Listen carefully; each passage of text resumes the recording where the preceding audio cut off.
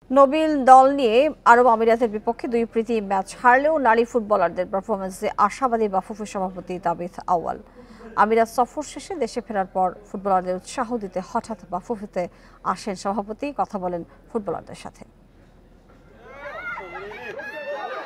প্রথম ম্যাচের পর দ্বিতীয় ম্যাচেও সংযুক্ত আরব আমিরাতের বিপক্ষে হেরেছে বাংলাদেশ নারী ফুটবল দল।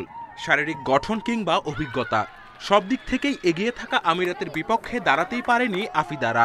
বিপরীতে একেবারে তরুণ ও অনভিজ্ঞ দলের এমন হারেও সন্তুষ্ট head coach Peter Butler. I'm not from a win-win-win-win must-win mentality. I'm from a development mentality. বাংলাদেশের ফুটবল এগিয়ে যাচ্ছে, শুধু জয় চাই এমন মেন্টালিটি থেকে বের হতে হবে।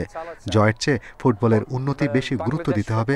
এই দলে দারুণ কিছু প্রতিভাবান ফুটবলার রয়েছে। Let's develop, let's be patient, let's build for the future. Bangladesh football will grow. ম্যাচের পরদিনই বাংলাদেশে আসেন ফুটবলাররা।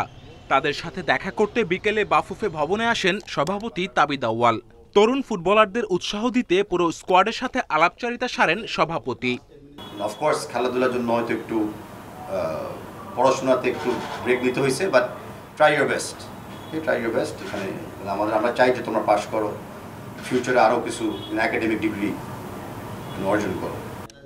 দুই ম্যাচে 6 গোল হজম করেছে বাংলাদেশ। বিপরীতে অধিনায়ক আফিদা 2 ম্যাচেই করেছেন 2 গোল। মাত্র 3 সপ্তাহের প্রস্তুতিতে এমন পারফরমেন্সে খুশি অধিনায়কও। আমরা অল্প সময় পাইছি, বেশি দিন সময় পাইলে হয়তো তাদের আশাটা আরেকটু ভালো হতো, কারণ তারাও বুঝতে পারতেছে যে আমরা বেশি দিন প্র্যাকটিস করতে পারি না। একটা 3 সপ্তাহের মধ্যে প্র্যাকটিস করে তো আর এত ভালো রেজাল্ট আশা করা যায় না। তো আমরা যতটুকু চেষ্টা করছি ওনারা এটাতেই সন্তুষ্ট। আপাতত ছুটিতে যাবেন ফুটবলাররা। ছুটি শেষে তরুণদের সাথে যোগ দেবেন বিদ্রোহ করা নারী ফুটবলাররাও।